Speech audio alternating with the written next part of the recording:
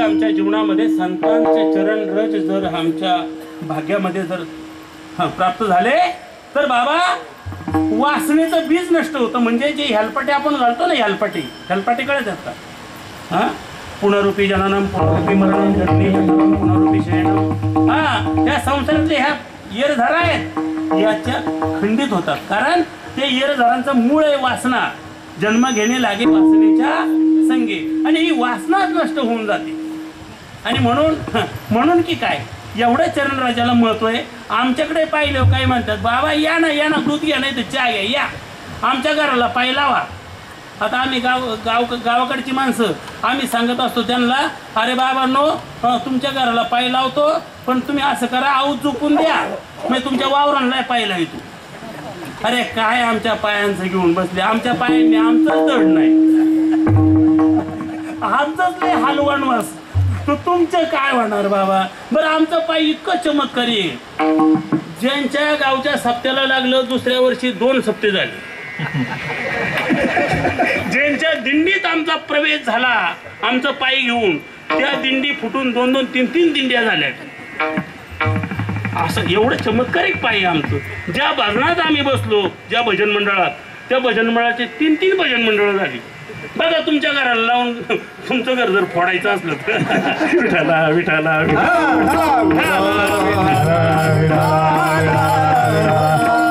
संतांचं चरण रज आहे. तुमचं आमचं सामान्य माणसाची चरण वेगळे बाबा. अरे भगवान परमात्मा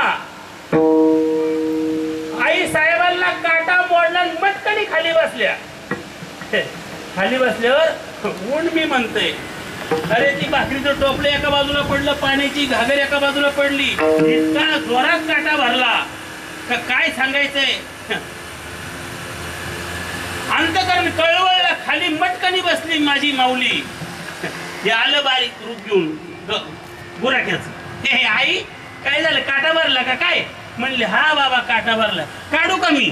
म्हणले तू एवढं काटा काढशील. म्हणलं मी लय जणांचं काटा काढलं. माझं काटा काढण्याचं एक फॅक्टरीच आहे.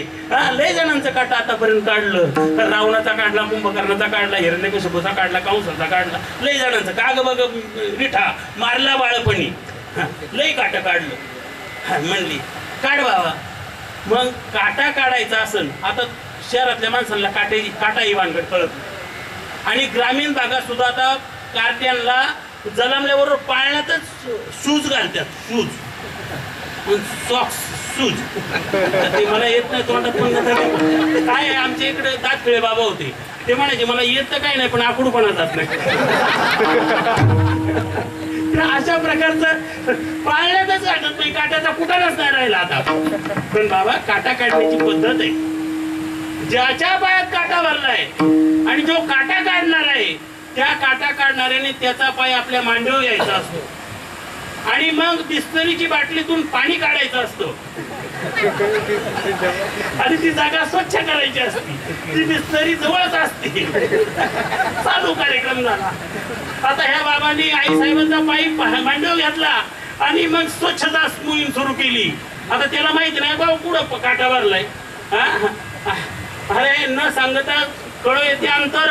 भगवान परमात्म्याला काय कळत नाही आणि काटा समजत नव्हता का. पण स्वच्छता मोहीम सुरू केली, सारखं चालू केलं, सारखं सारखं. हे कशा करता, काटा कुठे शोध नाही करता. नाही माझ्या तुकोबरायांची ही अर्धांगिनी, तुकोबरायांची सेवा ही करते, आणि ही सुद्धा फार मोठं पुण्य हिच्या पदरी साचलेलं आहे. ही सुद्धा भगवत भक्तच आहे. भक्ताची भक्ती करणारा सुद्धा भगवत भक्त असतो. भक्ताची वर्णन करणारा सुद्धा देवाला खूप आवडतो. तेही प्राणापर होते मग हे निरुते जे संत चरित्रात ते प्रशंसते. संतांची सेवा करणारे भगवंताला फार फार आवडतात बाबा. आणि म्हणून सारखं कार्यक्रम चालला होता, तो तिच्या पायाची धूळ चाटीत होता. काय करत होता, भगवान परमात्मा आई साहेबांच्या पायाची धूळ चाटीत होता. एवढं संत चरणाच्या रजाला महत्व आहे. देव सुद्धा त्याच्यासाठी माग माग धावतो. अभंगाचं 3रं चरण. देवाईची राजा, देवाईची राजा, देवाईची राजा, देवाईची राजा, देवाईची राजा.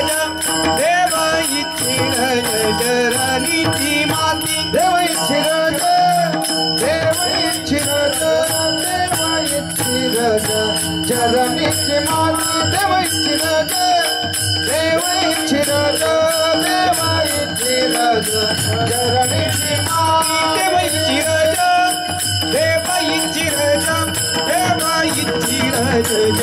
चरणीची माती देव इच्छिरज देव इच्छिरज देव इच्छिरज चरणीची माती देव इच्छिरज देव इच्छिरज देव इच्छिरज चरणीची माती देव इच्छिरज देव इच्छिरज देव इच्छिरज चरणीची माती धावत चालती मागे मागे धावत चालती मागे धावत चालते मागे दयाच्या चिंतने दयाच्या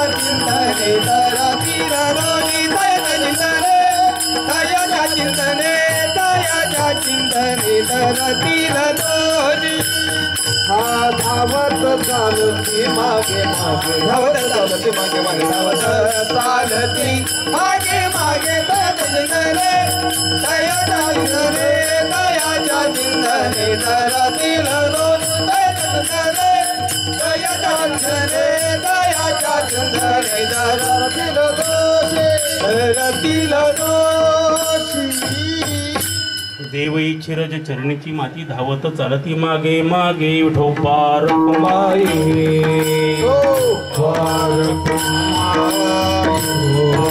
कुमाई विठोबार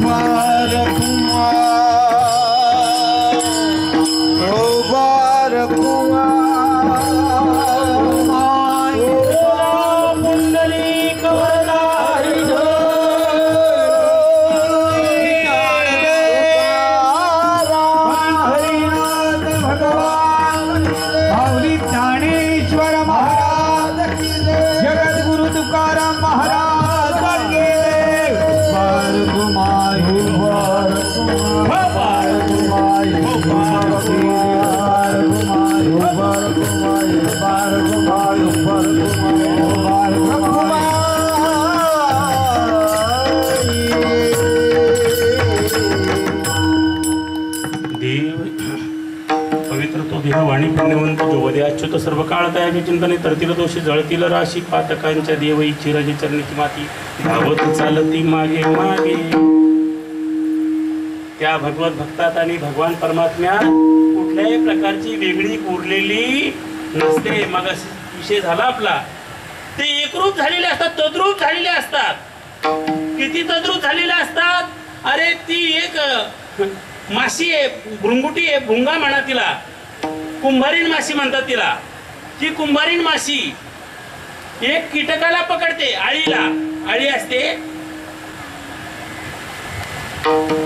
पिकावरती आळी असतात ना, त्या आळीला पकडते आणि ती आळी घरट्यात आणते. तिचं असं मातीचं घरटं असतं कुंभारणीचं.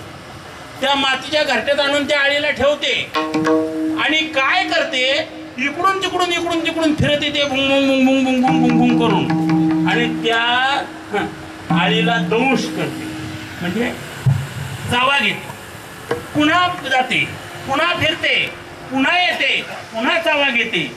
बाबा त्या आळीची अवस्था अशी झालेली असते, आता येईन मला दंश करीन, आता येईन मला दंश करीन, आता येईन. कोण? ती कुंभारीण, ती भृंकुटी मला येईन आणि दंश करीन.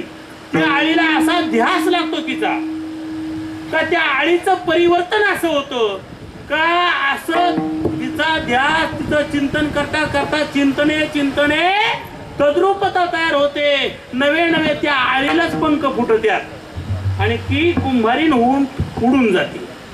कशाचा परिणाम आहे हा? सदोदी चिंतनाचा परिणाम आहे. ज्याने भगवान परमात्म्याला कंठा साठवलेला आहे, कंठी धरला कृष्णमणी, अवघा जणी प्रकाश, अरे अंतरीचे धावे स्वभावे बाहेरी, धरिता हे पर्यावरेना. अशी अवस्था होते बाबा. तो जो नामधारक आहे त्याची अवस्था आहे का, त्याचा शेवटचा टप्पा जो आहे त्याच्या अवस्थेचा, तो भगवतमय होऊन जातो. समीपता, सलोकता, सायुजता, सगळ्या मुक्ती त्याला प्राप्त होतात. हरिमुखे म्हणा पुण्याची गणना. पण कधी देवाचे द्वारी उभा क्षण देवाच्या दारात जाऊन बरं का बाबा. माऊली ज्ञानाचं भांडार आहे, ज्ञानाचे सागर आहे माऊली. माऊलींनी बरोबर सांगितलं देवाचे द्वारी. माऊलींना माहिती होतं पुढची माणसं लई द्वारणातली आहेत. हा, देव आपल्या घरी यावा असं कोणाला वाटत. देव आपल्या घरी आला पाहिजे.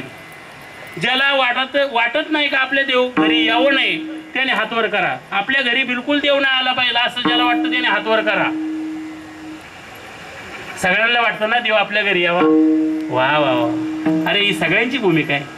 आपण देवाच्या घरी जावं असं कोणाला वाटत हातवर करा. नाही देवाच्या घरी कोणालाच आवडत नाही जायला आहे की नाही. ही भानगड आहे. म्हणून देवाच्या द्वारापर्यंत जायला सांगितलं, घरी नाही जायला सांगितलं. घरी कोणीच जाणार नाही देवाच्या. देवाच्या घरी गेलं एकदा गेलं तर लगेच आपलं पत्रिका छापायला सुरुवात होईल. म्हणून देवाच्या द्वारामध्ये उभं राहून जो भगवान परमात्म्याचं स्मरण करतो बाबा त्याच्या बाबतीत असं आहे. हे देवाचं द्वार आहे. हा मनुष्य जन्म हे देवाचं द्वार आहे. याच द्वारा वाटे आणि भगवान परमात्म्याच्या मंदिरात पोहोचता येतं, भगवान परमात्म्यापर्यंत पोहोचता येतं. मग या मनुष्य ध्याने जर भगवान परमात्म्याचं नामस्मरण केलं तर चारी मुक्तीची प्राप्ती होते. तुका म्हणे नामा पाशी चारी मुक्ती. तुका म्हणे नामा पाशी चारी मुक्ती. तुका म्हणे नामा पाशी चारी मुक्ती. ऐसे बहुता ग्रंथी बोलिये रे. तुका म्हणे नामा पाशी चारी मुक्ती. ऐसे बहुता ग्रंथी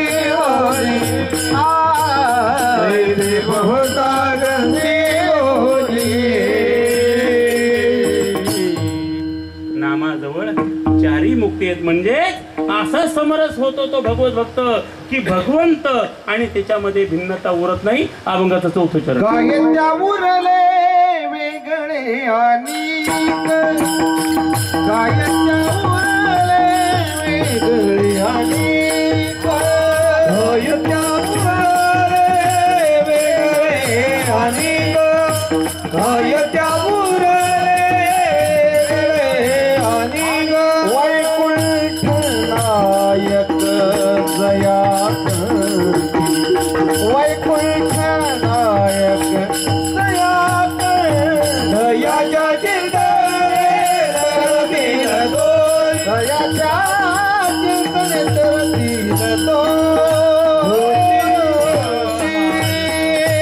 ज्ञानेश्वर माऊली माऊली माऊली माऊली ज्ञानेश्वर माऊली माऊली ज्ञानेश्वर माऊली ज्ञानेश्वर माऊली ज्ञानेश्वर माऊली.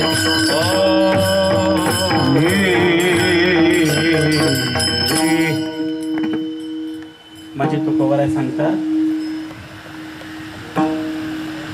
त्रिवेणी संगम. संगम कशाला म्हटलं जातं? दोन नद्या एकत्र जिथे येतात त्याला काय म्हटलं जातं बाबा? संगम म्हटलं जातं. इथं आज आळंदीची वारी चालू आहे. आळंदीच्या पुढच्या बाजूला नुसता संगम नाही, त्रिवेणी संगम आहे. तुळापूरला संभाजी महाराजांची जी समाधी आहे तिथं तुळापूरला त्रिवेणी संगम आहे. कसलं? भीमा, भामा आणि इंद्रायणी. हे की नाही?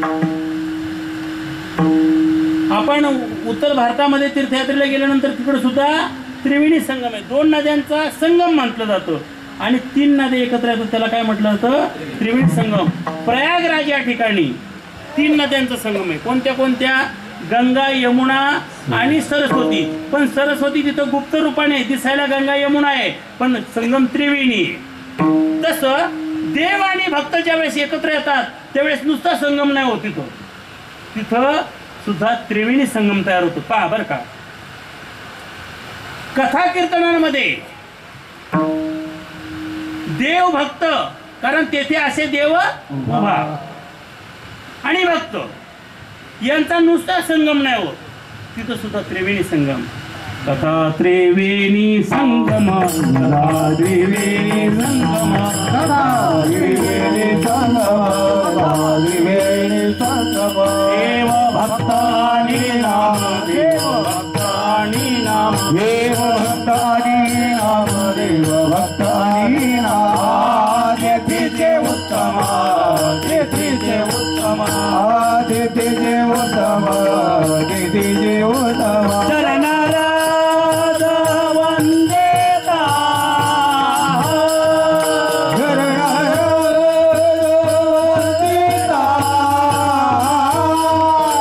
चरणाराध वंदेता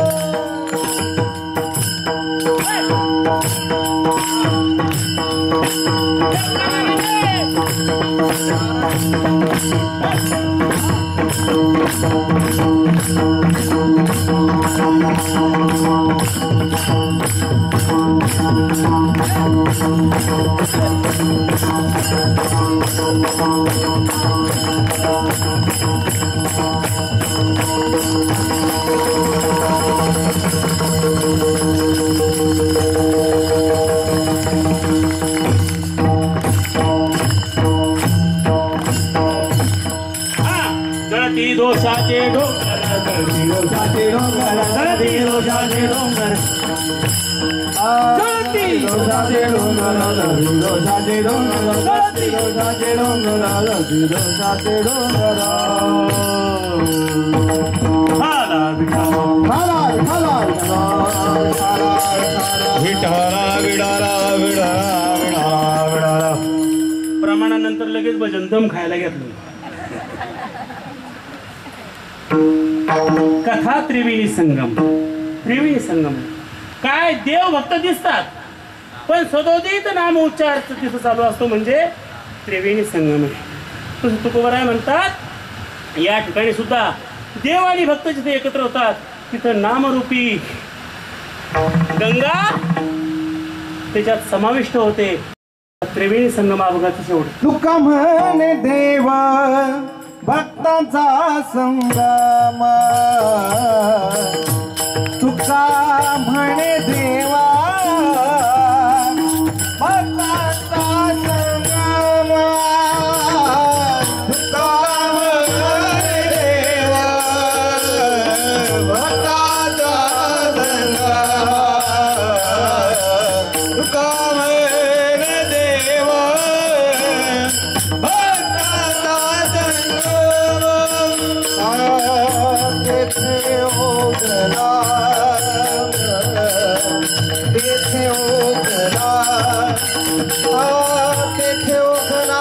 त्रिवेणीचा तेथे ओगला त्रिवेणीचा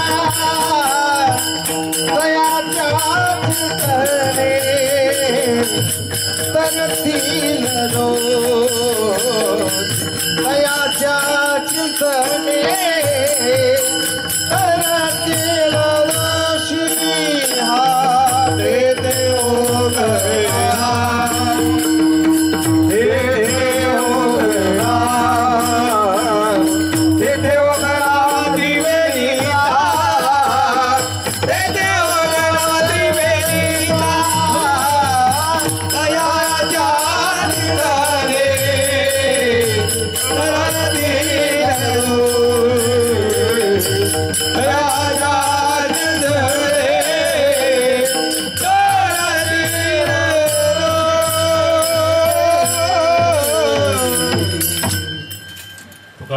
भक्ताचा संगम तिथे ओघनाम त्रिवेणीचा तीर्थयाच्या चिंतने करतील दोषी जळतील राशी पातकांच्या. तुकाराम तुकाराम तुकाराम तुकाराम तुकाराम तुकाराम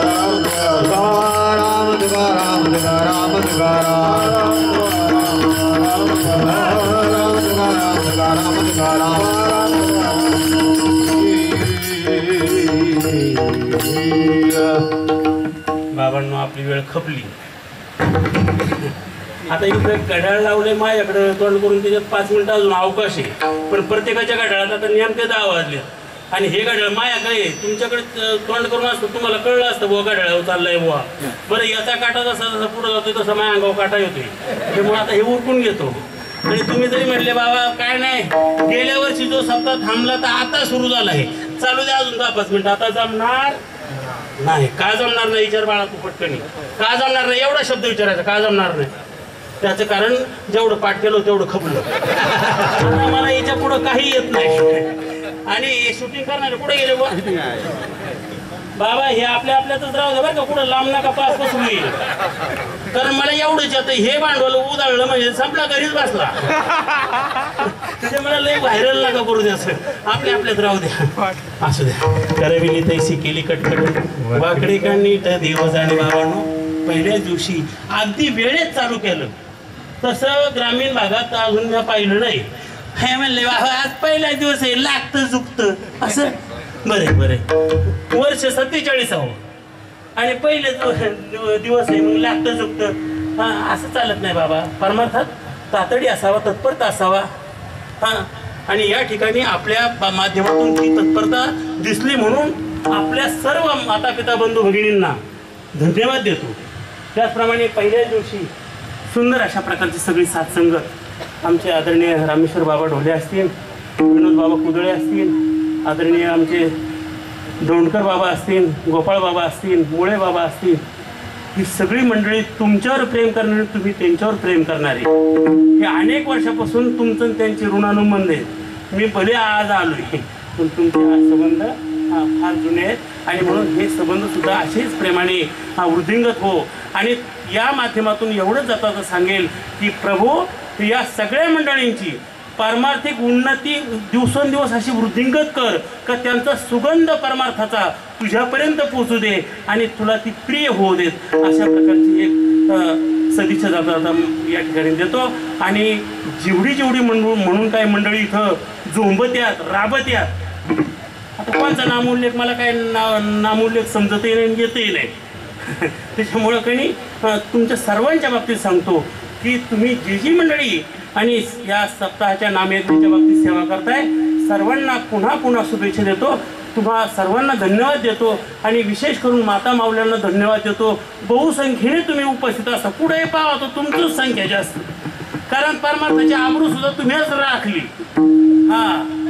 इकडे पार उजळली सध्या आणि तुमचा केवढा मोठा त्याग आहे. अरे 7 ते 9च्या ह्या वेळेत तुम्ही आता किती टीव्हीच्या मालिका घालीता. एवढा त्याग करून इथे आता तुम्हालाही धन्यवाद देतो. आणि झालेली सेवा भगवान परमात्म्याच्या माझ्या माऊली ज्ञानोबराय जगद्गुरु तुकोबराय यांच्या चरणी समर्पित करून सेवेला या ठिकाणी पूर्ण विराम देतो. जय विठ्ठल